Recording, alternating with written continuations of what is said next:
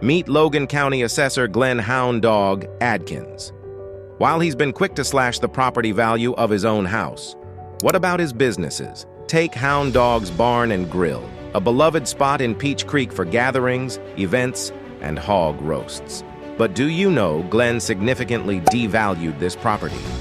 Back in 2015, before Democrat Glenn Adkins took office, the barn was valued at $90,000. Fast forward to 2022, and that value plummeted to just $21,000 under Glenn's watch. While Glenn was hosting parties at the barn for DC elites like Joe Manchin, he was quietly reducing the barn's value by a staggering 77%. That's tax revenue was supposed to help students, teachers, police, EMS, and firefighters in Logan County. Seems like the only thing getting butchered at the barn besides the hogs are the wallets of hardworking Logan County taxpayers.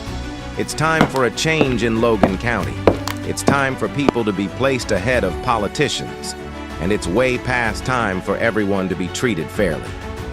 Chris Trent is running to be the Republican nominee for Assessor, and he's ready to take on the corruption in Logan County and make sure that taxes are fair for everyone.